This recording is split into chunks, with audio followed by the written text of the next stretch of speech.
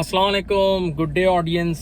अच्छा जी, अभी रिसेंटली एक साहब से मुलाकात हुई और उन्होंने एक बड़ी ज़बरदस्त बात बोली। बोला कि यार स्टॉक मार्केट आपको याद है लास्ट टाइम 53,000 या 52,000 के पीक पे गई थी 2017 में। वो हमारी हिस्ट्री का सबसे बड़ा पीक था इंडेक्स का। तो बोला अब भी 48,000 तक आ चुकी है। तो बोला अब बस तैयारी पकड़ लो, बस ये 50,000 का लेवल बहुत बड़ा लेवल है हमारी मार्केट के लिए। तो बोला बस अब आप अपनी सेलिंग शुरू कर दो और एग्जिट कर लो। तो मैंने उनकी तरफ देखा और मैंने एक सवाल पूछा। मैंने कहा आपको याद है जब 53,000 पे बाजार था तब डॉलर का रेट क्या था? तब डॉलर था 105 रुपए का, अगर आप लोग को याद हो। आज जब 48,000 इंडेक्स है और डॉलर कितने पे 167 या 170 के करीब घूम रहा है डॉलर, तो इसका मतलब रियलिटी में अगर हम डॉलर एडजस्टेड बात करें तो आज हमारा स्टॉक मार्केट का इंडेक्स कोई 30,000 35,000 पे खड़ा होगा। फिर मैंने उनको बात समझाई, बहुत गौर से सुनिएगा। मैंने कहा जरा सोचें, जब मुशर्रफ के दौर में 2007 में हमारी स्टॉक मार्केट की जो मार्केट कैपिटलाइजेशन थी, यानी आसान लफ्जों में एक आम आदमी के लिए जो स्टॉक मार्केट की टोटल वर्थ थी हमारी, वो 65 बिलियन डॉलर्स थी। फिर 2017 में जब मार्केट फुल पीक पे गई तब ये 90 बिलियन डॉलर्स हो गई। और आप यकीन करें इस वक्त मार्केट कहां खड़ी है बताओ? इस वक्त मार्केट की टोटल कैपिटलाइजेशन 40 बिलियन डॉलर्स है। सोचे कितनी गिरी हुई है हमारी मार्केट, इस वक्त गिरी हुई है, उठी हुई नहीं है। ये इंडेक्स तो आपको रुपीस टर्म में नजर आ रहा है, लेकिन जो रियल दुनिया में परफॉर्मेंस चेक होती है वो डॉलर टर्म्स में होती है। तो डॉलर टर्म्स में मार्केट गिरी हुई है। एक और मिसाल दी मैंने उनको। मैंने कहा देखें, जब उस वक्त मुशर्रफ साहब के दौर में मार्केट टोटल जीडीपी का 40% थी, market value, stock market valuation GDP का 40% ऑफ जीडीपी थी। आज वो सिर्फ 17% ऑफ जीडीपी है। तो सोचें कितना ग्रोथ है अभी रूम का।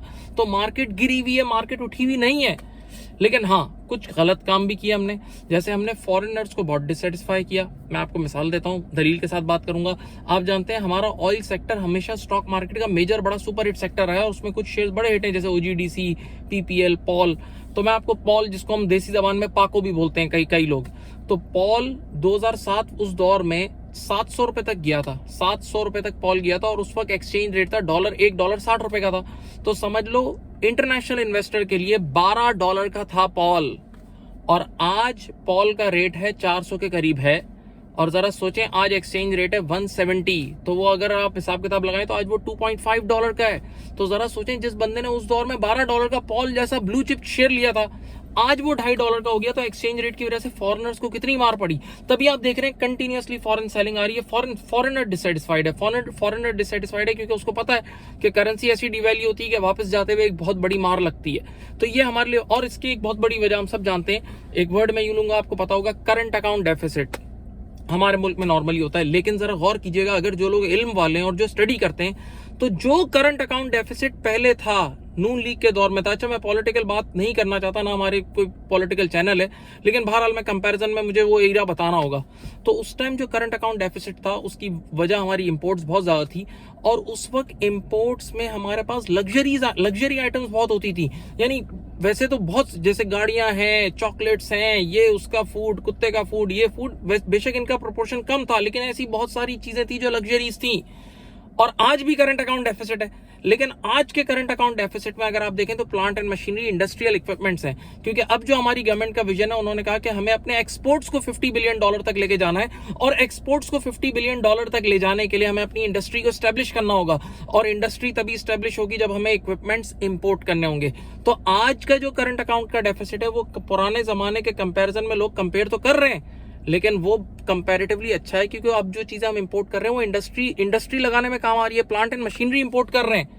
तो ये चीज को जहन में रखें, तो गोइंग फॉरवर्ड बेहतरी आ सकती है। अच्छा, पहले दौर में मैंने अपनी एक पुरानी वीडियो में बताया था कि इसहाक डार ने 105 पे डॉलर को रोका हुआ था, और जो 105 पे, जबकि उसकी फेयर वैल्यूएशन उस वक्त 120 125 हो गई थी, लेकिन 105 पे जो जबरदस्ती उन्होंने रोका हुआ था, जिसकी वजह से उनको $22 बिलियन बर्न करने पड़े, नहीं रिजर्व से डॉलर निकाल के फेंकना पड़ा उसको 105 पे रोकने के लिए।